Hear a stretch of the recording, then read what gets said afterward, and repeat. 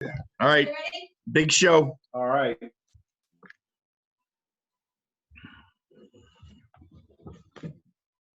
Good morning, Bellingham. I'm Don Martinez, a member of the Board of Selectmen, and today is Thursday, April 30th, and thank you for joining our broadcast. I'd like to turn it over to Deputy Chief Poirier. Good morning. Thank you for joining us. Today's numbers: Massachusetts, 60,265 cases with 3,405 deaths. In the U.S., we've cracked the million mark. We have 1,064,737 cases with 61,670 deaths. We also have 147,411 recovered. Great, thank you, Deputy Chief. And now I'd like to turn it over to our public health nurse, Esther. Good morning. As of this morning, we have had 273 residents tested, a total of 83 confirmed cases, 28 active cases, 52 recovered, and 3 deaths. Oh, Esther, thank you very much. Yeah, the recovery is really nice. That number's on the rise. That's great. And from yesterday, there was only an increase in 2. Yesterday was 81, 83. So I think we're seeing a flattening. It's good news here. And I know that driving around the town of Bellingham, as much as I do see many people respecting our order as of Monday to wear masks when you're outside in a public place. I was in a grocery store yesterday, and I saw, I think all the shoppers were wearing masks, and many were wearing masks and gloves. So maybe it could be helping, but I know it's too quick to tell. Next, I'd like to invite in Bruce Wilson, a Board of Health agent. Bruce? I can do it without touching the table. That's a nervous thing. Good morning, everybody. The daily report that we get our numbers from, I just wanted to point out on that report that they've even put a section on there now, about covering, wearing facial cover on there. So it's spreading more and more towns are jumping on the bandwagon with the mask thing.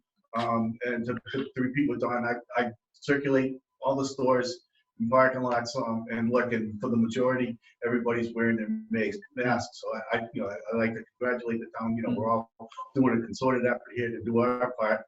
And I think, that's, a good sign that, we're all working together here and doing our best to try to keep it from, getting out of control. The numbers here are great. And Mark stated the numbers earlier, but, we're starting to plateau out, which is a good thing. We're a small community. Some of the other towns, I was watching the news where the numbers are like outrageous. So I can understand why Mr. Baker is, hesitant to release and go back to work. So it's tough. Maybe maybe we can get some information to him so that maybe he would look at things by region instead of by state, because statewide it's difficult to paint the brush for everybody. Yeah. But again, I appreciate everybody's efforts. Wash your hands, wear your mask. And we seem to be lucky on this end of the map right now. On another note, Norfolk County, if anybody noticed, some helicopters out there are dropping pellets into the wetland areas, the wetlands, water bodies. Those pellets are to kill the mosquito larvae. It's not a spray. There's no need or hazard with the pellets being dropped. It's strictly a chemical that's directed at killing the mosquito larvae. That should continue the next few daws. But I believe a number of people have mentioned to me that they saw some helicopters yesterday, so that's more than likely what's happening. So Bruce, it's with the wind, and I know they won't fly in a heavy wind, but a light wind or a breeze that those pellets could possibly, if you have a home that abuts some wetlands, a pellet could land in your yard. It's perfectly safe in your yard. The pellet or animals, birds. Biodegradable, it breaks down, and it's triggered solely to kill the mosquito larvae. So wildlife, if they were to ingest a bird or a rabbit or something, they should be okay with these pellets. The likelihood, because they do fly in low winds. Yeah.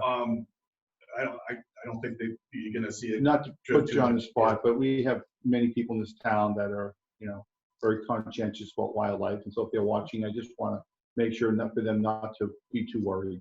Yeah, I mean, it's supposedly not hazardous to any mammals. Okay. And you know, I've gone through the chemicals they had and looked at it, and it's not one that would cause any grief Great. to the human or animal. All right. Do you have anything else, Bruce? No, No? Great. Other than, You're off the hook.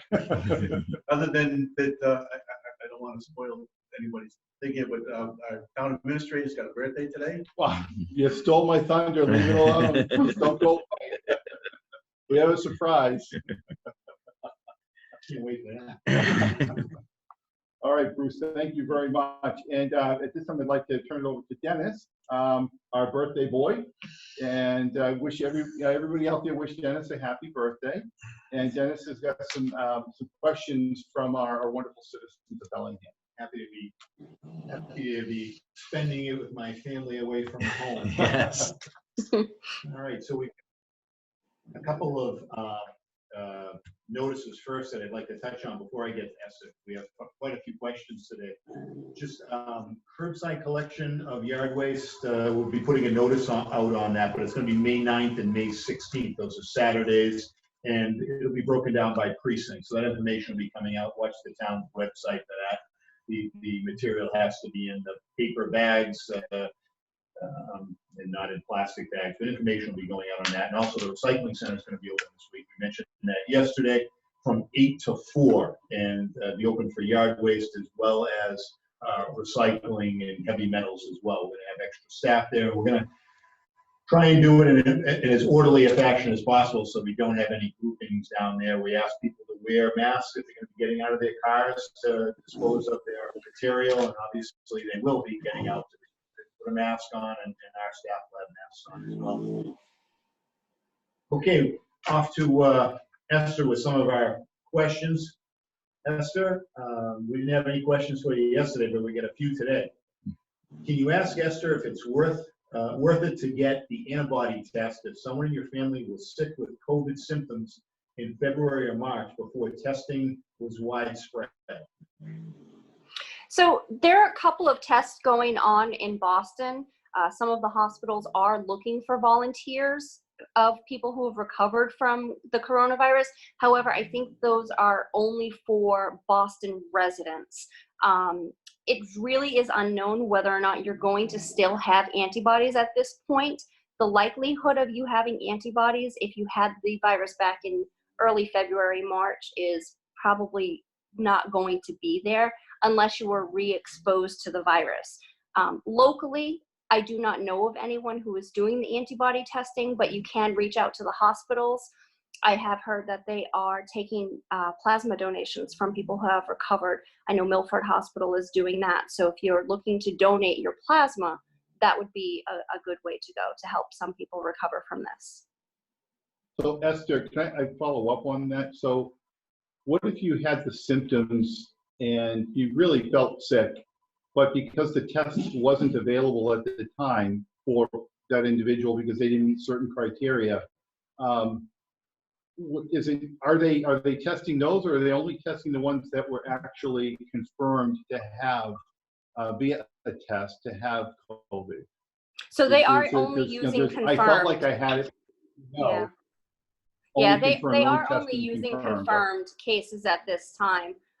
You know, they are saying if we were sick back in January or February, we were likely sick with the coronavirus.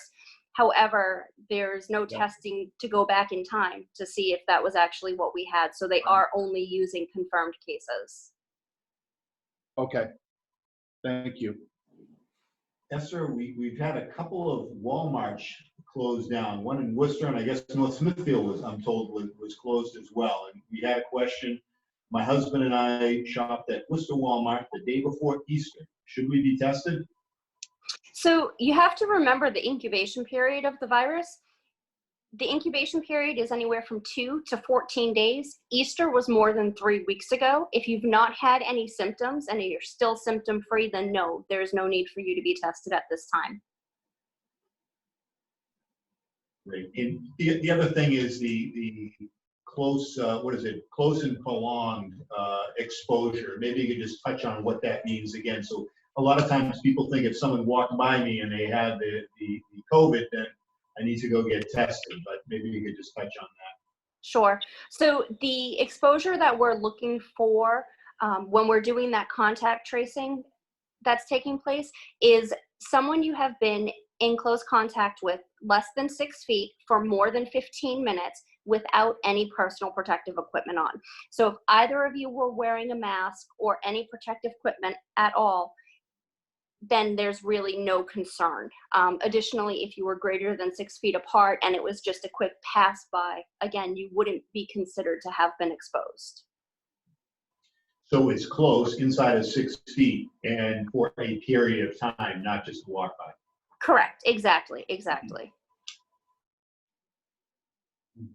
Thank you. Esther, we've had this one a few times, but people are still asking, where can we get tested in Bellingham, and do we need to make an appointment? So it's not so much an appointment, but you do need to contact your healthcare provider and let them know what symptoms you are having, at which point in time your doctor or nurse practitioner will then order a test to be done, and they will advise you where to go for testing. Great. We've had a few questions about the antibodies, but I think you hit that pretty well earlier. Thank you. We just have one last question. It has to do with people in the retail stores wearing masks, and more and more are. Obviously, the customers are required to wear them. But in retail stores, Bruce, maybe you could touch on this one, like Walmart, Home Depot. Most of the employees are wearing the masks now, and we do expect that they would wear them, correct? Yes, with the mask mandate, all the store workers are required to wear them. I have circulated to all of the Walmart, Home Depot, the 3 supermarkets, and all of the workers are wearing the masks, fortunately. And I'm not sure. That's what I said as well. Yeah. People were just questioning on it. I mean, for the most part, I mean, if somebody sees one, obviously they can reach out and I can go and give a friendly reminder. Great. Great. Thanks, Bruce. All right, Dennis, are there any more questions? That's what we have for questions today. All right, great. Those are all, Yeah, great questions. COVID-19 at Bellingham, MA. Yeah. For the questions. and we'll end up here, our nice quick meeting with Deputy Chief Poirier and then pass it back to me, please. All right, thank you very much. No problem. If anybody has a business that's in Bellingham and wants to be on the show, just send a message through the email that we just said, the COVID-19, and we'll try to get you on the show and have you as a special guest. And if you have any COVID questions, you can dial 211. I was just made aware of someone tried to call the Attorney General's and they were having trouble with the phone number. I just looked it up and the number is the same. Attorney General's Fair Labor Division at 617-727-3465. And just give that a shot. And if it doesn't work, please send us a message and we'll try to make arrangements. Thank you very much. All right, great, wonderful show today. Thank you all for the participation. Thank you all for watching. I'd like to end on a real happy note. And happy birthday to Mr. Dennis Frayne, our town administrator, for how many years, Dennis? Too many. Some might. No, I don't enjoyed every one. Yeah. I don't think so. So let's just say he's been the town administrator more than half of his adult life. So I want to sing happy birthday to Dennis. Happy birthday to you. Happy birthday to you. Happy birthday, dear Dennis. Happy birthday to you. That's right there with one of the more embarrassing ones. Yeah. It might be horrible, but I still did it. All right. Take care, folks. Stay safe. Have a and good wash your day. hands. Hi.